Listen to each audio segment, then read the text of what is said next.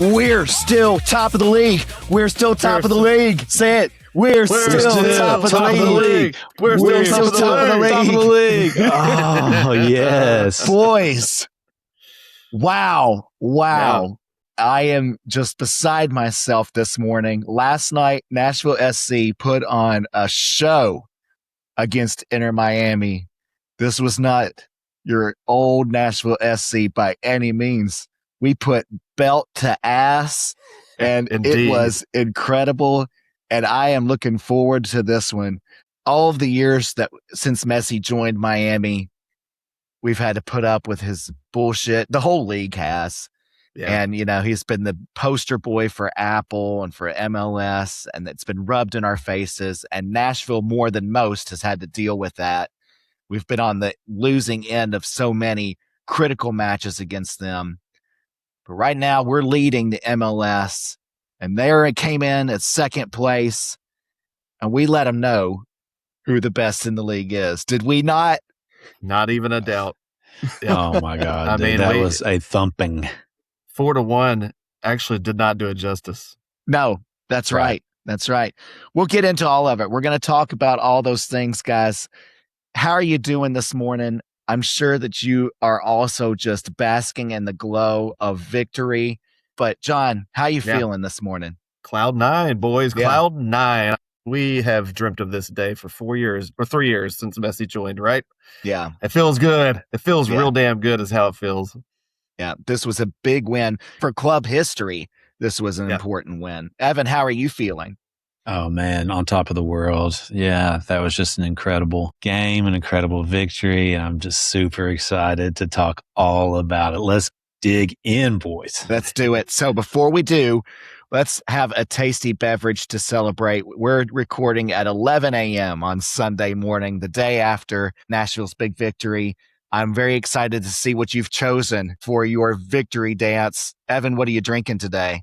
Yeah, 11 a.m. Sunday morning beer. We're running a little late. Yeah. Aren't we here? Yeah. We're usually starting a little bit early. Guys, this morning I'm having the premium pills from Sierra Nevada. Ooh. Now, this is a crisp, refreshing beer. It features citrus and tangerine notes balanced by malty sweetness, but I think it's particularly fitting this morning because this beer kind of features the best of both worlds. Okay. It's got this European craftsmanship paired with American flavor, this German Pilsner brewing process, kind of a little nod to our captain after an incredible week for him. Guys, Hany Mukhtar welcomed his second child into the world earlier this week, and he bagged a brace last night in one of, if not the biggest wins in club history. He was fantastic last night, of course, but if you listened to his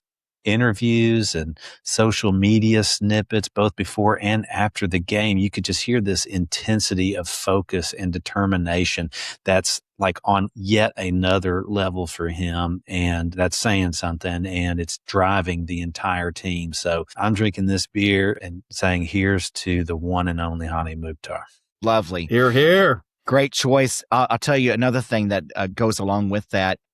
Prior to the game starting last night in the stadium, they showed a couple different clips of locker room pep talks that Hany was leading with the team, I guess from previous games or whatever, telling them how to get up, how to let it all go on the field.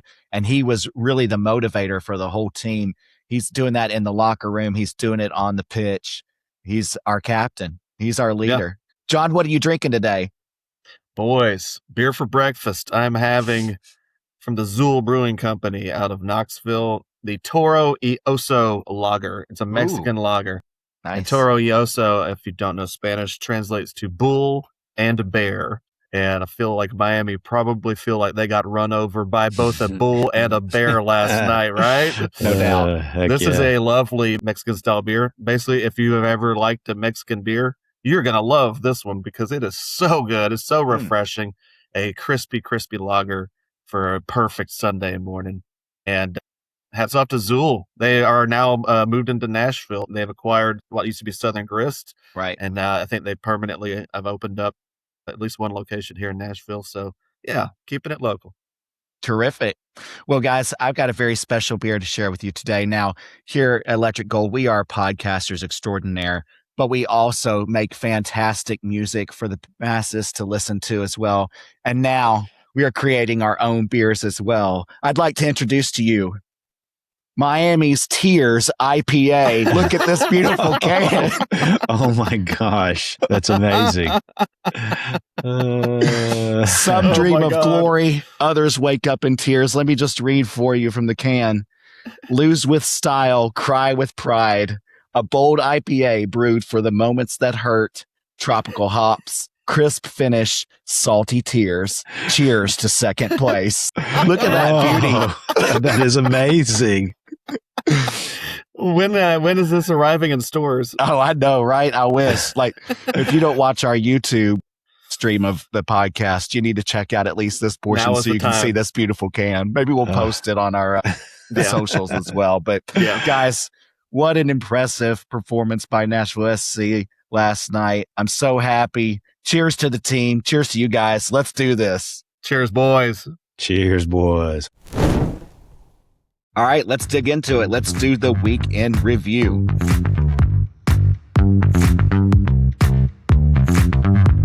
Since we last checked in, Nashville SC participated in some obscure, unimportant tournament known as the Leagues Cup. The team mostly used these couple of weeks to give their youth some playing time and generally weren't too terribly concerned with the results. It also provided an opportunity to get some injured players back on the pitch and back in form, like Christian Espinoza, Warren Madrigal, and Hany Mukhtar. But really, no one cares about Leagues Cup, especially when most of the games are dominated by Liga MX players constantly falling down and hunting fouls. Boring. So the less said about that, the better. Nashville's out of the Leagues Cup now, and they can turn their focus to what really matters, the MLS, where they are currently first in the league. On a humid Saturday night, Nashville's most frustrating rival came to town, Inter Miami. You know them. You hate them. The team that Messi built. In addition to featuring one of the greatest of all time, Miami sports a roster of stars, mostly in their silver age, from around the world. They entered the match a close second to Nashville in the MLS and Eastern Conference standings. They've earned 38 points to Nashville's 40 through 18 games, sporting a goal differential of 13 versus 21 for Nashville. Miami leads the entire MLS in goals scored, but they also allow a lot of goals too, so they can be vulnerable. And honestly, similar to Nashville, they've suffered a bit of post-World Cup funk as well. After close wins versus Chicago and Montreal, they drew with Columbus, and they lost 2 out of 3 in their Leagues Cup matches. As they visited Geodis Park on Saturday night, the reigning MLS champs had the opportunity to take control of the Supporters' Shield race with a victory. Coach B.J. Callahan made sure that Nashville came prepared for the epic showdown, juggling his lineups throughout the Leagues Cup matches to ensure that this game versus Miami featured his best starting squad possible. For the first time, we got to look at a new front line of the boys in gold featuring Elias Saad alongside Sam Surridge, Hany Mukhtar, and Christian Espinoza. The midfield, still missing Patrick Yazbek, featured Eddie Tagseth and Matthew Corcoran, and the back line was anchored by Maxwell Willeji and Jason Palacios in the middle, with Reed Baker-Whiting and Andy Nahar as wingbacks. And of course, MLS All-Star Brian Schwacke was in goal. Early on, the boys in gold were the aggressors. Saad was a revelation on the left wing, consistently pressuring the weak Miami defense and beating everyone in sight. He was creating chances throughout the first third of the game, none as beautiful as what happened in the 17th minute when his creative cross to the right post of the Miami goal was found by a hard-charging Andy Nahar, who headed the ball into the goal before the Miami keeper even realized what was happening.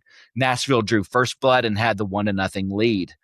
Just a few minutes later, the referee displayed what would be a recurring theme all night of giving Miami every opportunity in front of the goal to score while allowing full contact wrestling by Miami to defend the Nashville players. Luis Suarez earned a foul in the Nashville box courtesy of Jason Palacios, and Lionel Messi, of course, stepped up to take the penalty kick. What used to be a foregone conclusion has not been so much lately, as Messi has missed a number of penalty kicks recently, and his struggles continued here. He stutter-stepped his approach, but that had no effect on Brian Schwacke, who easily blocked the shot. The rebound was put in by Sergio Reguilon, but VAR revealed that he left the line early, negating the goal for Miami. Nashville continued to poke and prod at the Miami defense for the rest of the half, but the score held until stoppage time.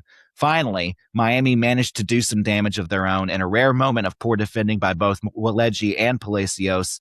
Talasco Segovia pulled off a creative turn in the Nashville penalty area and sent a shot into the right corner of Nashville's goal to tie the game at 1-1 going into halftime. Now, past Nashville teams might have been deflated by that score after playing so well in the first half. But as we've witnessed all season long, this is Nashville 2.0, and this team never folds. After Miami once again delayed coming out of the tunnel several minutes, the second half finally began with Nashville once again getting aggressive, and it did not take long for them to strike. In the 49th minute, Elias Saad again threaded the needle from left to find Captain Hany Mukhtar in the Miami box, and Mukhtar quickly turned and shot the ball past a flat-footed Miami keeper for a 2-1 Nashville lead. And Nashville wasn't even close to being done. In the 56th minute, Reed Baker-Whiting, who showed some impressive offensive talent in the League's Cup, passed from the top of the Miami box to Christian Espinoza on the right wing.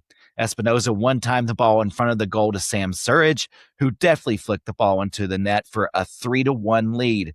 And that puts Surridge just one off of the Golden Boot lead in a tight race that sees him playing a fraction of the games that his competition have played.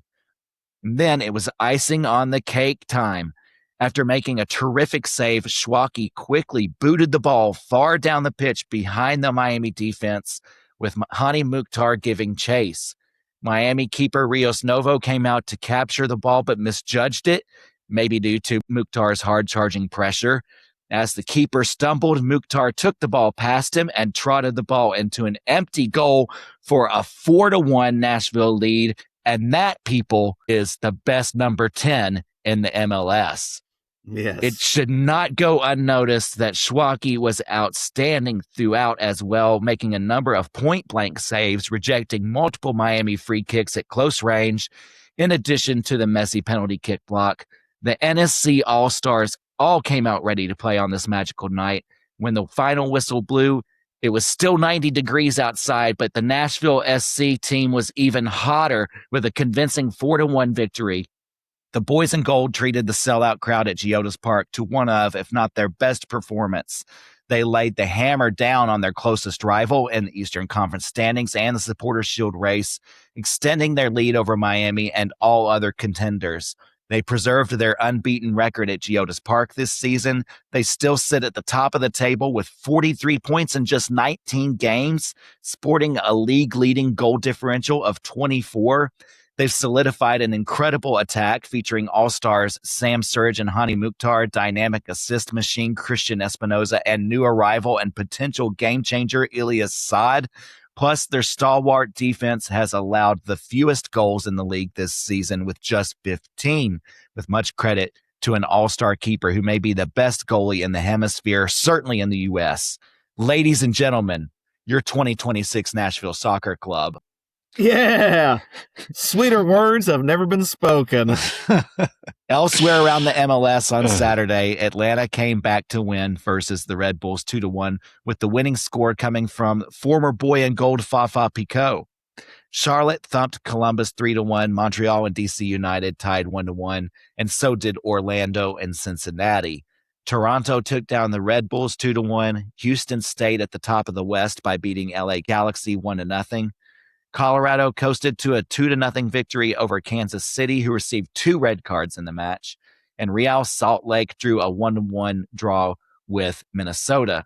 Surprisingly, San Diego handed LAFC a rare loss, 1-0, thanks to an Anders Dreyer penalty kick in the 89th minute. And St. Louis looked good on the road, beating San Jose 3-1, thanks to a Simon Bescher brace. Today, we'll see Chicago host Portland, NYCFC hosts Philly, Dallas will be visiting Austin, and Seattle will try to stop the bleeding when they host Vancouver. But who cares about all those other teams? Let's talk about Nashville SC. Let's do some initial reactions. Evan, what's your first thing at the top of your mind when you think about the game last night? What comes to mind for you? I'm just wowed. Like, wowed. it's almost difficult to put it into words. Now, as you were sitting there just a moment ago, giving those statistics, highlighting just how great NSC has been this season, I thought back to about 2 years ago, right? Do you guys remember the summer 2 years ago and just how bad it was? And now here we are. We've never seen anything like this here in Nashville. And I'm just so impressed. I was a little bit concerned after the World Cup. And then, as you may remember from probably the last episode, I was definitely concerned and even worried about Leagues Cup and what it might mean for the team. And none of it matters after last night. I mean, that was such an emphatic win. I'm so excited and looking forward to seeing what we do next. It's incredible. They're exceeding all expectations at this point. I don't know what I'm going to say. They're just incredible. I'm at a loss for words, honestly. Yeah. John, how are you feeling today? Well, my main question to you guys is, did that happen? Like, literally, did it happen? Because I'll tell you, I wasn't at the stadium, much to my chagrin. I wish I had been. But I had stupidly kind of made plans for, friends and family to come over, have a swimming day. I grilled for everybody. And it was so hot outside that to keep cool, I may have imbibed 1 or 2 cold beverages, or 6 or 7. Sure. And so, like, by game time, I was feeling pretty dang good.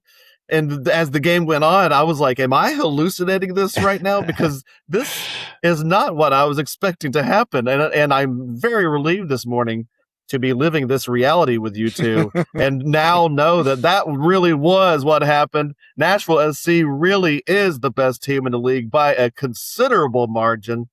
So yeah, I'm loving reality. I'm loving to know that was not a dream. It was not a dream. It was reality. It felt like a dream in the moment, and it was a nightmare for Miami for sure. But no, this is really your Nashville SC. Mm-hmm. Not just the best team in the MLS this season, but so far to this point, I would say they are one of, if not the best sports team that Nashville has ever had. Yeah. Oh, yeah. I mean, for sure. For real. The Titans went to the Super Bowl in 2000. That would be the only other competitor for that title, I think, at this point.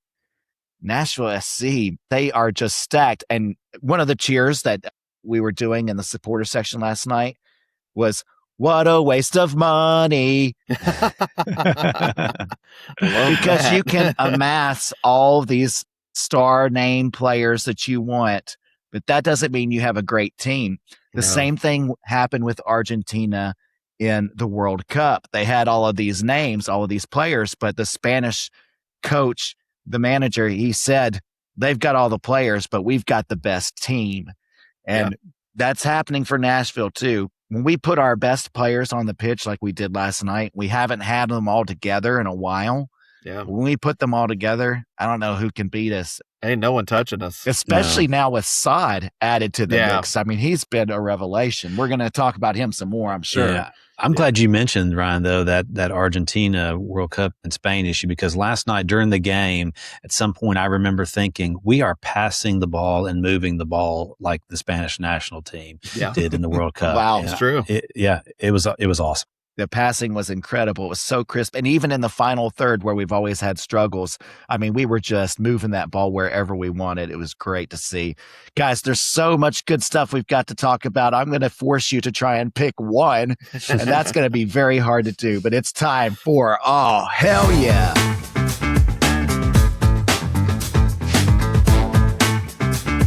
Big Oh, good. Evan's wearing the shirt. That's great. All right, John, we'll start with you for this one. Give us your hell yeah for last night. So, boys, at the start of the year, when we signed Christian Espinoza, we were like, our right side is going to be untouchable between Espinoza and Nahar. And we were wondering about the left side. I'm going to give props to that left side because, boys, I'm here to tell you, Elias Saad and Reed Baker-Whiting put on one hell of a show last night. Yeah. The left side won the game for us. They were incredible. They were so in sync, and it's so crazy. Saad has only been here a few weeks. He's only had a few practices, a few games with these guys, and they look like they've been playing together forever. And that left side, they did the job for us. I am so excited to see how are you going to guard us? Yeah. Like, if our left side can do that every game, who do you pick? You're going to leave Hany? You're going to leave Sam? You're going to leave Espinoza open? Nahar? Right. What do you do? I almost feel bad for the rest of the league at this point, but I don't. I don't really. So hell yeah, Reed, Baker, Whiting, and Elias Saad making the team the complete juggernaut at this point. I saw a great nickname on social media for those guys. And then also when Saad made the assist to Andy Nahar, the Bleach Boys. That's who we've got. Yeah. Love it. The Bleach Boys strike again. They were fantastic. Evan, what's your all hell yeah? Man, yeah. I think the only negative about this particular podcast episode is that we're probably going to leave somebody out or leave a lot of guys out in all hell yeah, because there were so many great performances. I'm going to go ahead and highlight Brian Schwacke. Well deserved. I mean, yeah, we've talked about his background and the fact that he's paid his dues, and coming in as the starter for the first time and playing this well. And he just back there, he's just chewing his chewing gum. He doesn't seem fazed or intimidated by Messi or Miami or anybody. I mean, he is just back there making incredible saves, leading the defense. Last night, getting an assist. Yeah. What can't he do? I mean, all hell yeah, Brian Schwacke. We never saw this coming. We are so impressed. We are so grateful for this guy. It's incredible. Absolutely. And I want to double on that. The assist. As a former keeper myself, it's always our dream. One day we might get a goal or an assist. Somehow the wind might, pick up the ball and blow it 90 yards into the goal or something. I'm telling you, the second that ball left his foot, I started jumping because I knew he saw something and I knew it was going to happen. And then Rios Novo was like, "Ooh," whatever he's doing back there. Skates. I mean, absolute clown. But literally, yeah, you were right, Ryan. It was Hany Mukhtar's pressure. The fact that he saw Mukhtar charging is what made Novo fall down. Yeah. And man, I am so happy that he got that assist. If the ball could have possibly just rolled into the goal, he might have scored a goal on his own if, wow. with any little bit of luck. But no, man, as soon as that ball left his foot, I started jumping up and down. My family thought I was having a seizure because I was like, oh, it's happening. Keeper assist. You have no idea what the vibe was like in the stadium when that went down. Yeah. Like everyone was like, oh, okay, it's really happening. Yeah, it's time. This is real. It was freak out moment. Schwacke was unbelievable. He was electric all night. Multiple times they were awarding Miami free kicks. Yeah. Just right around the box. It was kind of ridiculous. Meanwhile, I was seeing, what's the fool's name from the defender from Miami? Falcone. Falcone. Just my God. wrestling Sam Surridge to the ground right in front of their goal with no call whatsoever. Like the ref was completely blind to it. This ref, I don't know if you realize, he's the guy who refed the Argentina-Cape Verde game. Oh, I did not realize that. Yeah, which is very questionable in Argentina's favor. Isn't that interesting? At the least, yeah. So anyway, Schwacke, there was that one sequence where Messi had a free kick right at the top of the box. He kicked it and the wall deflected it and he got it right back, and he kicked it and the wall deflected it again, and then he got it a third time and kicked it and I think it bounced in and Schwacke got it, and it was just like Messi was having so much trouble getting through last night. He was not looking good. I got more to say about that later, but Schwacke was unbelievable. Guys, normally this would be the time that we would then move on to talking about things we didn't like. Oh, hell no. There is no way that we're doing an all hell no after last night. Let's do another round of all hell yeah. What do you say? Let's do it. Hell yeah. Let's do it, baby. John, give us another all hell yeah. I will gladly do so. I am so glad that you mentioned Spain, because I'm here to tell you, last night, Matthew Corcoran looked like Rodri and Fabian Ruiz combined. What a game that guy had. Yes. In midfield. He ran it from the get-go. And I noticed right away, like, they didn't have a prayer in midfield against him. And let's review. This is a midfield that has Rodrigo de Paul, and Casemiro, two of the starters on two of the best teams in the world. Matthew Corcoran at age 20 is running shit and walking all over those guys. And not only that, playing these passes, spraying the ball all over the field. First time, this guy has grown so much in this role. He probably wouldn't be playing all the time if it wasn't for Yazbek's injury. And Eddie was injured for a while too. And maybe at times he struggled a little bit because he's a young guy just getting his career started.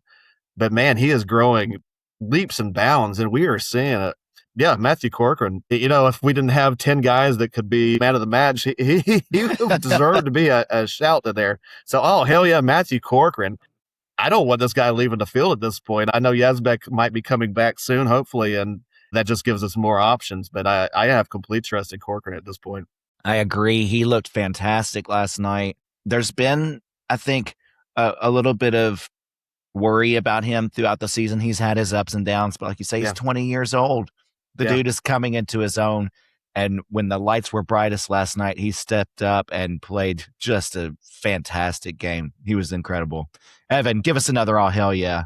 Yeah, I will. But just to tag on that, Corcoran did really look great. He's got a great career ahead of him. We're probably going to see him move on to, a bigger club sooner rather than later. And I will hate to see him go. But yeah, he looked great.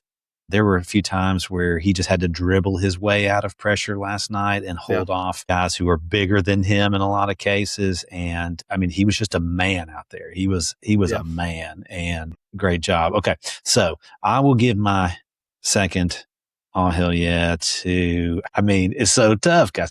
I'm going to give mine to Maxwell. Yeah. We haven't totally, or at least I haven't talked about him a lot recently, and he deserves much more. And last night, man, was he good. Mm-hmm. His defense was great. He worked with RBW and Eddie, and they just completely shut down the greatest player in the history of the game. Messi just looked like a shell out there, and Maxwell was all over him. When he got the ball, he was making great passes. He was doing some really nice dribbling, especially in the second half. You could tell that he was really in the feels because, he was making some step overs and everything. And then, of course, as his tradition after the game, actually, no, even before, I think this also was in the second half. A lot of times he will go and kind of whip up the crowd, particularly the supporter section. Well, he did it on the opposite side of the field. I don't know if you guys saw that, but sure. He loves the place. He loves the fans. And anyway, after the game, he gets the megaphone, and I saw on social media this morning, he dragged Sam Surridge over there, and he led the supporters in a Sam Surridge chant. Man, he's a great player. He's a great human being. Oh, hell yeah. What a treat to have this guy representing our club and playing for us.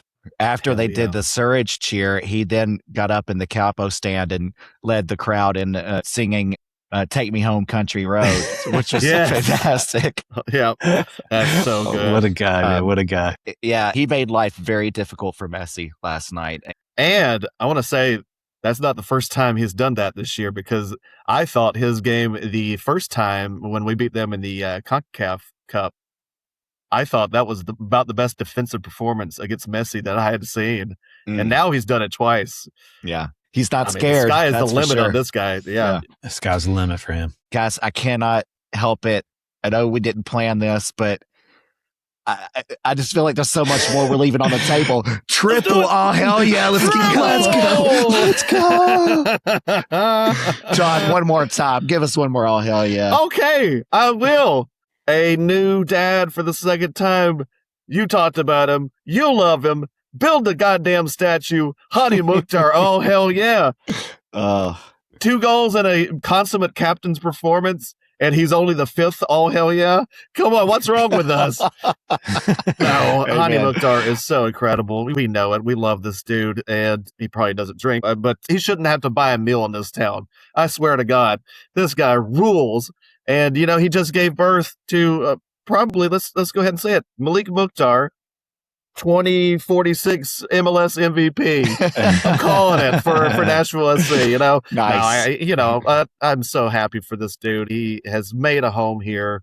Who would have thunk it? Like, he probably had never heard of the city of Nashville before Ian Air and Mike Jacobs came calling 7 years ago. But I'm sure now he is like, I am so glad I took that call, and we are too. So, oh, hell yeah, forever, Hany Mukhtar, man. Amen. He has put together one of the greatest MLS careers in history, and last night was a perfect example of that. As I said to you guys in our text thread, I said, he became a dad a couple weeks ago for the second time, and then he became a dad last night because Miami, he's their daddy now. Who's your daddy, Miami? Who's your daddy? Evan, one more time from you. What's your hell yeah? Yeah, easy. Eddie Tagseth. That's a great one. We have seen some Norwegian nuisance performances before, but probably not as great as last night. He was everywhere. Part of the group back there who marked Messi pretty much out of the match. He was, like he always does, disrupting so many Miami attempts to move the ball up the field. His passing was very good last night. He was able to, in our attacking half, he was able to maintain possession. He was able to find that good next pass to keep our attacks going. So, oh, hell yeah. Eddie Tagseth. Just so good last night. And what a key part of the team that sometimes goes unheralded. Yeah. Amen to that. Yeah, I thought he was incredible. And one of my biggest criticisms for him in the past has been maybe some lackluster passing, but last night he was crisp. He was perfect. He was on target. He was great. He was making a lot of stuff happen. Yeah. Yeah, and I want to say one more about Eddie. He's kind of filling in the Yazbek. Yazbek is so good at advancing and making those runs into the box. And I noticed Eddie doing a lot more of that in the last week or so. So I'm thinking he's, taking on that role of, I need to be that extra guy that opens up a lane for someone else. And it's not unappreciated, Eddie. For sure. Now, we're going to have to move on, but we're still leaving so much on the table because, Andy Nahar was amazing. Yeah. Sam Surridge got to go. Espinosa. BJ Callahan deserves some credit too. He put together a perfect game plan. So sorry that we didn't get to everybody, but man, it was just a full team performance last night. All right, let's move on, guys. Let's get spicy. What do you say? Let's do it. Let's get really hot and spicy. I cannot wait to hear what you guys have. This is the Nashville Hot Chicken Takes. My hot chicken take is that these owners got skills to shake, entertain the crowd and get on the field. 'Cause why the fuck not? Evan, we'll give you first crack at this one. What's your hot take this week? Okay, I'm going to bring the spice because I know you guys will be okay because you're drinking the tears of Miami right now. So you're going to be just fine. Here's my hot chicken take for the night. You can just go ahead and inscribe our name on the supporter shield. Bubble wrap it up. Go ahead and put it in a nice container. Go ahead and slap on a shipping label that says deliverable to 501 Benton Avenue in Nashville, Tennessee. Add signature required Mike Jacobs because he and Elias Saad has found the final piece of the puzzle and put together by far the best squad in Major League Soccer. So again, just go ahead and put our name on that shield, boys. Yeah, I love it. Yep, I can't disagree. With that win over Miami and then being in second place, the next team down is Houston, I think, is 35 points. We're 8 clear of them. Yep. If we keep going with this current pace, if we're able to keep healthy, if we're able to keep this A team on the field for the rest of the season, I don't see any reason why we shouldn't have that thing locked up. No, and the commentators, and I don't know what information they had, I'm sure it was in their pregame research and whatnot, but they said that their understanding was that Yazbek was close to being back. And so can you imagine, guys, if we're fully healthy going down the stretch? He was like our most important player for the first third of the season. He really was. This supporter shield run was built largely on his back. Yeah. If we get him back sooner rather than later, oh my gone. Yeah, the rest of the MLS just doesn't know what they're facing, what they're up against. Oh, John, have you got a hot take for us? I do. Go ahead and have that beer handy because you're getting a double hot take of this. But so mine is slightly different. Mine is that anything less than the Supporters Shield is a failure, and I'll tell you why. Because out of all the teams in this league, only Miami have been consistent, and even they kind of suck. That was where I'm getting there, because that team's not a good team. That defense is terrible. Only 4 teams in MLS have given up more goals than them out of 30. That's nuts. I just don't think you can win that way. They looked like the AARP out there last night. Though the weather can take it out of you, it certainly would have taken it out of me, but it's going to be like that everywhere in America for the next 2 months, right? Yeah. I don't know. They can't handle it. And my hot take is that, there's no one in MLS that's coming close. You said Houston? 35? I could have guessed 20 times and not figured that they were first place in the West. That team stinks. They've only got a +4 goal differential, and they're first place in the West. What is up with that? I know Vancouver is out there. They just sold Berhalter, their best player, to Middlesbrough. Who's challenging? I guess LAFC is you'd probably pick them as probably the second best overall team in MLS right now, not basing it on records. Sure. But even they have not been consistent this year like we are. I don't know. I don't know who's going to beat us. I just don't know, and I don't think it's going to happen. Yeah, I think as long as we can just keep our folks healthy, we're in really That's good really shape. all we have to do is keep healthy. Yeah, even like teams that have made big signings like Chicago and Orlando, they're so far in the hole to start with. I mean, they're not catching us. It's going to be tough, So we're in good Chicago, shape. and I want to say about Chicago, I love Robert Lewandowski. I think he's one of the greatest strikers in the modern era. I don't know what exactly they were thinking letting Hugo Kuipers go. God, yeah. We saw him Wednesday night when he scored a nice goal against us with Monterrey. Is he still leading the golden goal? He might be, while not even being in the league. I don't know if someone's moved ahead of him, but that's a great striker you just let go. And I don't quite understand the thinking there. Lewandowski's going to get his goals. He's a great player, but Kuipers is good. He is tied in a 3-way lead for the Golden Boot with while not playing in the league. He's not in the league anymore, with Fernandez from NYC and then Peter Musa from Dallas. They all have 13 goals, but right behind them is 4 people who have 12 goals. That would be Ty Baribo, Lionel Messi, Santos, and then Sam Surridge, who has started only 9 games. He's even played fewer games than Kuipers. And he's right in the mix there. So with Espinoza and Saad dealing to him, I feel Surridge is right in the mix for the Golden Boot as well. Absolutely. Easily. And assists, Espinoza is 3rd in the league in assists. I don't know if you realize he's only 2 off of the lead there. So we just got firepower all the way around. Guys, I don't normally have a hot chicken take, but I do have one tonight. I think that Messi's probably close to retirement. Yeah. Last night did not look like the Messi that we saw 2 or 3 years ago. And even in the World Cup, certainly he started out hot, but by the end of that tournament, I don't think that he was doing quite as well. I think the passing of his father probably has had a big impact on him emotionally, and maybe he will bounce back from that. But he's even made the comment that he may not play too much longer after dealing with the death of his father. So he might be close to retirement. We might be getting to the end of this era again, where Messi's just being rubbed in your face by Apple and MLS and everybody, which I know a lot of people probably looking forward to. But I would like to suggest a second career for Messi where he can continue to be an athlete.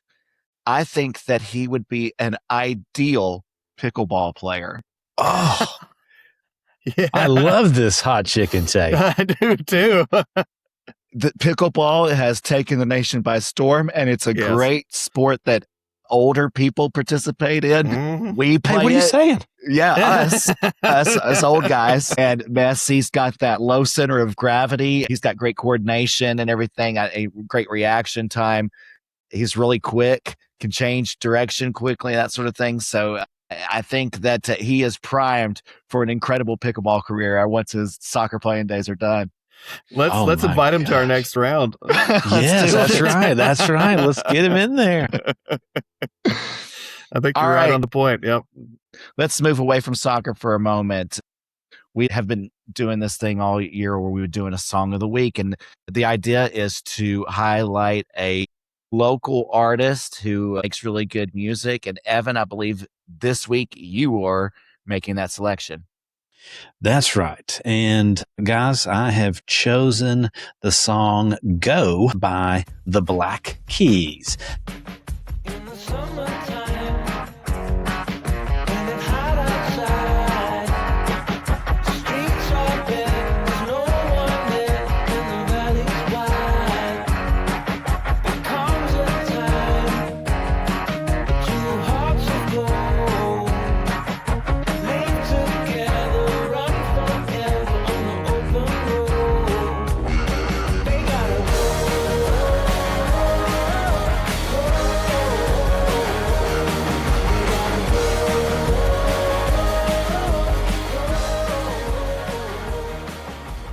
Now, you might be thinking, hey, wait a second. The Black Keys are from Ohio. Well, yeah, originally, but they both relocated down here to Nashville in 2010. They live here. They work here. They each have recording studios here, and I'm a huge fan. Dan Arbach, the lead singer and songwriter, he's done some great solo albums since he's been in Nashville. His most recent one even has some country influence, and so I highly recommend. Anyway, I chose Go. So, guys, did you get a chance to listen to the song? I did not. I forgot this section. Yeah, I had a busy morning. I'm so sorry. That's okay. That's well, okay. You're missing out. Please inform me. I'll make like Elias Saad and put you on my back for this one. So this is a great song. Black Keys were already a favorite artist of mine. This song absolutely qualifies as local music. They made this in 2019. So they had been in Nashville for almost a decade at the point when they released this song. And it is very appropriate for the particular moment in which Nashville finds himself the soccer club, because it begins very bluntly in the summertime when it's hot outside, and God bless, it was hot last night. For real. The team was playing so well that I didn't even notice that my shirt was soaked and stuck to my body, but it was incredibly hot. Did it smell good in the supporter section, by the way? It didn't. It was a lot. It was a lot of stink, but there was no pink in the supporter section. They were kicking out. They were kicking out Messi fans left and right. Shut it down. Every time that somebody took foot in the supporter section wearing an Argentina jersey or a Barcelona jersey or whatever, immediately hordes of Nashville fans just started chanting for them to get out. So we protected our turf very well. But so this song, it's hot outside. The valley is wide. There comes a time, two hearts of gold, leave together, run forever on the open road. And boy, were we running forever last night. That particular line reminds me of Hany running down the open field, capturing that ball to score the fourth goal. And the song's a lot of fun. I love that jangly type of indie rock guitar. Black Keys, their bass playing is some of my favorite in all of rock history. The groove was great on this song. It's a shorter song, too. So, I mean, I kind of don't understand why John couldn't spend 2 minutes listening to it. Right? It's so pathetic. So pathetic. The lyrics are pretty simple. I mean, it wouldn't have taken much analysis. I don't know. Would have taken 2 minutes of my time. Yeah. So sad. In the second verse of the song, it kind of moves to when you're maybe at a moment of despair or when you're down. It says, in the wintertime, when the day is long, you're halfway there, the field is bare, and the fire is gone. Did we not feel like that 2 weeks ago? Were we not feeling pretty low? A little bit down. Where we were worried. But really all that was happening is that we didn't have all of our players healthy. And once we got them out on the field, we turned things around with quickness. And then the chorus, you got to go, over and over again. And last night we just went and we did not stop. So great song selection. I love the Black Keys. I love this song. Great choice, Evan. Thank you, buddy. Yeah. Tell us why you picked it. Yeah, for a lot of those reasons, the references to the heat, the references to the winter, which hopefully we're going to be playing in the championship game this winter. December. Yeah, just that go mentality, and calling back to something we talked about earlier, which is this game by game focus that the team has. Some of the social media clips after the game last night, interviewing the guys on the field, and they were just like, hey, it's great, but we're taking it game by game. And it's like, we got to keep this up. We haven't accomplished anything. We've got to keep going. And they're not just paying lip service to that. You can tell that is the mentality. Coach Callahan has done an incredible job of putting these guys' eyes on the prize. I don't know how many more rhymes I can fit into that, but bust out a mic. Yeah, but it's incredible. And I mean, I'm seriously starting to envision the rest of the season, the rest of the regular season, the playoffs, and then us in that championship game. And it's just so exciting. Very much so. Well, it's a great choice. Definitely, you need to be jamming to it. If you pull up our Spotify Season 3 playlist, you'll get all of our songs of the week on there. It's a great pregame playlist if you want to go that route. I put the playlist together, and I can't wait to listen to the song after you guys describing it. It sounds incredible. All right, let's move on. Let's look around the league now, guys. There's a lot of teams vying for placement in MLS, and of course we're leading the pack, but there's still some threats out there. Let's keep our enemies closer. All right,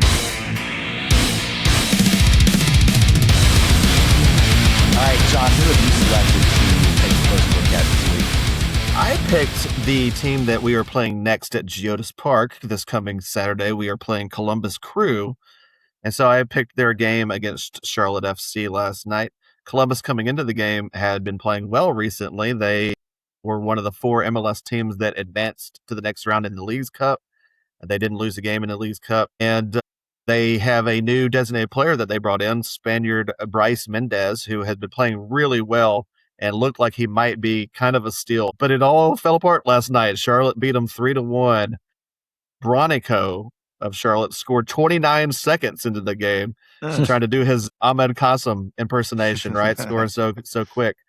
And then not long after that, Columbus was trying to play it out of the back and got themselves all in a muddle, ended up giving a penalty. So they were already 2-0 down by the 8th minute, and Charlotte kind of coasted after that. The only good bright spot for Columbus in the game, they got an 18-year-old forward named Chase Adams, and he actually pulled back the goal they scored in the 40th minute. And he was the only good-looking player they got. I guess he's one of the U.S. prospects going forward as a striker. So he is something to watch out for. But I'll tell you this, their keeper, Patrick Schulte, I think, he's supposed to be kind of in the keeper pool of the U.S. national team. He did not look it last night. He was all over the place. He was involved in that bad penalty.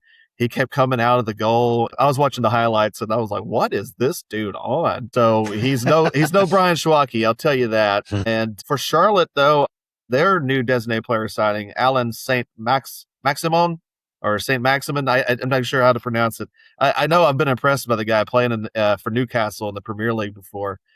He looked really good, and he helped set up Pep Biel for the 3rd goal in the 73rd minute.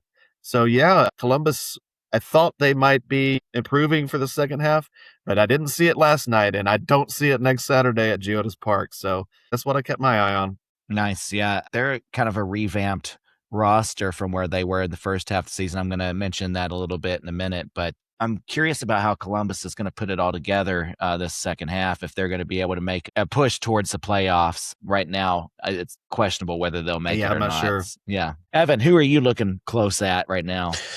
All right. Yeah. Well, after we completely dismantled Miami last night, the only team in the East that I really thought, had much concern about, I have decided to go west, young man. I am turning my attention to a Western Conference foe in anticipation of the playoffs, like I mentioned earlier. Guys, kind of like a manifest destiny type of a thing here. Nashville SC, we are not just winning games anymore. We're annexing other clubs.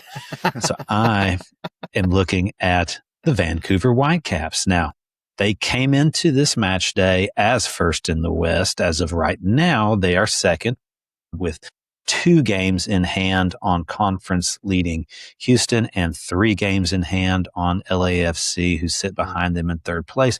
They play tonight. They play Seattle in a Sunday night Cascadia Cup showdown. I actually think it'd be pretty good. I think it'd be pretty fun to watch. Seattle, however, are kind of on the skid lately, so I do expect Vancouver to win and get all 3 points and go back to the top of the West. Of course, you probably know they now feature German legend Thomas Mueller, who has 5 goals and 4 assists this season. As I think John mentioned, or maybe it was you, Ron, they recently transferred Sebastian Berhalter to Middlesbrough for $2 million and a sell-on fee, but they have been making some moves to try to find a replacement for him. So they're probably going to be just fine. They unveiled a beautiful new third kit this week. I don't know if you guys saw that, but They did. It's really great. It's got a great logo. So big things popping over there in Vancouver, and I'm starting to wonder, like, if we make it to the championship game, would we be facing the Whitecaps? Maybe so. Yeah. It's a good possibility. I kind of think they're the best team out there. I know LAFC gets all of the attention and all of the media coverage, but Vancouver has quietly put together a really impressive season. And I think they're second to us in goal differential so far. So that's a big indicator of how successful your team is. And I think they're a real threat out west to win that entire conference, but they're no threat to Nashville SC to win it all. That's for sure. All right. No, sir. All right, guys, in that spirit, let's go ahead and look ahead to what we have in front of us this next week. This is the Week in Preview.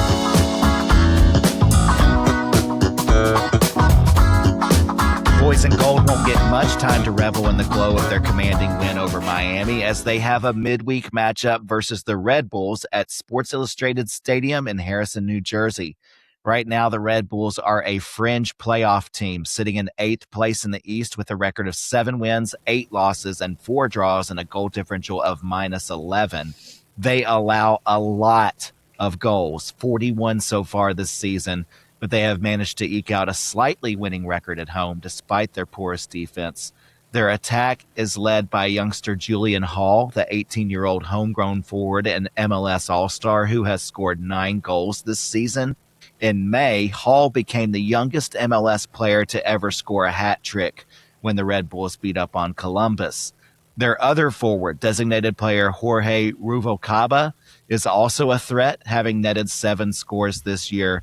Since the World Cup break, the Red Bulls have been reeling. They've lost 3 out of 4, including dropping a 2-1 road game versus Atlanta last night.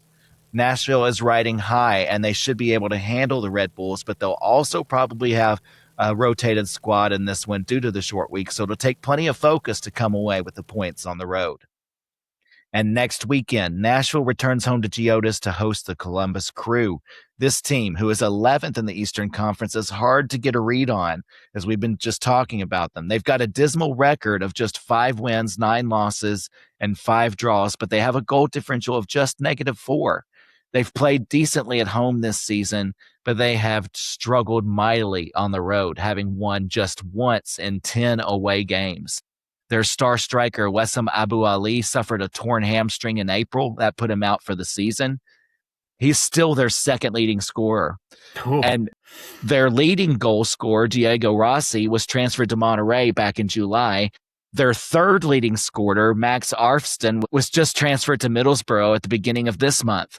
Those 3 guys account for 15 of Columbus's 27 goals this season, and they're not on the team. But also in July, they added midfielder Bryce Mendez from La Liga's Real Sociedad, and he has looked like a budding MLS star, especially in the League's Cup tournament.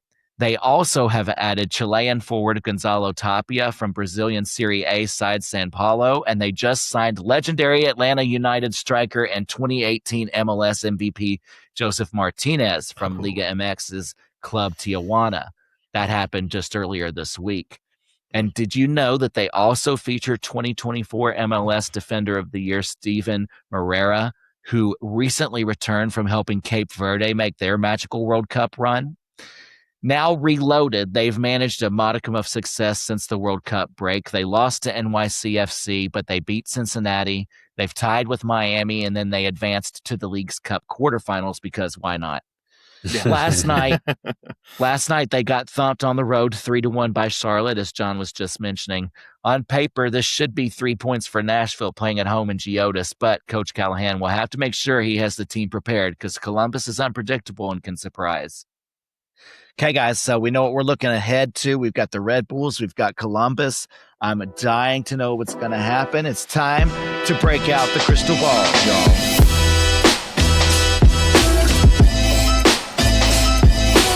Evan, we're going to go to you first. Let's hear some predictions about what we might see this week. Okay. Well, my ball is clean. My gaze is deep. And let's see. I see going away, Red Bulls. I think we're probably going to rotate somewhat, but there is this mentality amongst the boys and determination. So I see us having no problem, even with that rotation. We're going to get a 3-1 victory on the road with goals from Sam Surridge, Brian Acosta, and Shaq Mohammed. And then we are going to come back home. Is it Saturday night? Hosting Correct. the Crew. We're going to be pretty well fully loaded. Yazbek, obviously, even if he's available, wouldn't be starting. But still, we have so much depth. We have so much talent. This is going to be no problem at all. I see in my crystal ball a 4-0 victory over Columbus with goals again from Super Sam Surridge, Hany Mukhtar, Christian Espinoza, and the missing piece of the puzzle, Elias Saad. Wow. The entire front line, each getting a goal. That's pretty crazy. That's right. They're all chipping in Saturday night. Nice. John, what's your crystal ball say? Well, I'll consult two helpers for 2 games this week. I'll consult the crystal ball first for the game against New York Red Bulls on Wednesday. These games always suck.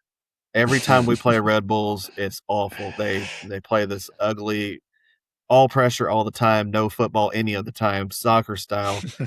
They have a bunch of good young players because that's for some reason what the Red Bull MO, all the clubs that they own, it's all about player development. They don't sign big players really. 1-0 NSC. It'll be ugly. It'll probably suck. It'll probably be 90 minutes you wish didn't happen. But this is the new Nashville SC. We'll still handle it. We'll win 1-0 with a goal by Sam Surridge. Who else? Sure. Because that's what he does. He scores goals. He's going to move into the Golden Boot lead with that one. That's right. Ooh, I like it. Saturday night, though, is a whole different beast. And for a beast, I have to consult a beast, right? Tempo. Yeah. Tell us. Tempo. Do you hate the state of Ohio? Oh, hell yeah, he does. Oh, hell yeah, he hates the state of Ohio. Tempo, are we going to kick Columbus's ass? Very seriously. He is very serious for all you audio listeners of the podcast. Tempo is right. We're going to absolutely thrash Columbus Crew on Saturday night. 5-0. I'm going one more. 5, one for the mano. That's what they say in Spanish for the hand. 5 goals. Let's say 2 from Hany, 2 from Sam. Wow. 1 from Matthew Corcoran. Why the hell not? There you go. Wonderful. It sounds like an exciting affair, and hopefully you all will be there in Geodis Park to watch it happen and watch those goals raining in. This has been an absolute blast, guys. I've been so glad to enjoy the celebration of absolutely thumping Miami last night. It's been a long time coming. They got our number many times. Yeah. So it's about time we return the favor, and I'm so happy about it. Before we get going, John, quickly, let everybody know how they can reach out and communicate with us. We are Electric Gold NSC. Reach out on Facebook, formerly Twitter, Instagram, Blue Sky, YouTube. Watch our YouTube. Because we are a delight. We are 3 very handsome men. If you've only listened to our voice, so I mean, you'll get creepy in your jeans just watching us on YouTube, right? Sure. Now, for real, if you really want to follow the best team in MLS, jump on board the Electric Gold train because we are going all the way to Christmas time, baby. Here we are. And also, I guess I should mention, just shameless begging for your vote. I guess Nashville Scene has their best of Nashville voting going right now. They've got a category for best sports podcast. Throw us a bone, guys. Yeah, why not? A lot of times on their ballot, we're not even listed. They may list some other ones. I don't know if it's just an open write-in thing or it's whatever. It's an open write-in. I did go Okay. to the site this week, and so you can just write us in. Yeah. Let them know. Let them know who is the best in town. All right. Well, thank you guys, and thanks everyone for listening. As always, we really appreciate the support. Remember, you've got to hang in there. This team is looking great. This is the season of magic. So just keep on cheering the team on. Keep on wearing the gear. Keep on coming to those games. Keep on yelling your full head off and keep on saying it. Come on, you boys in gold. Come on, you boys in gold. Come on, you boys and go!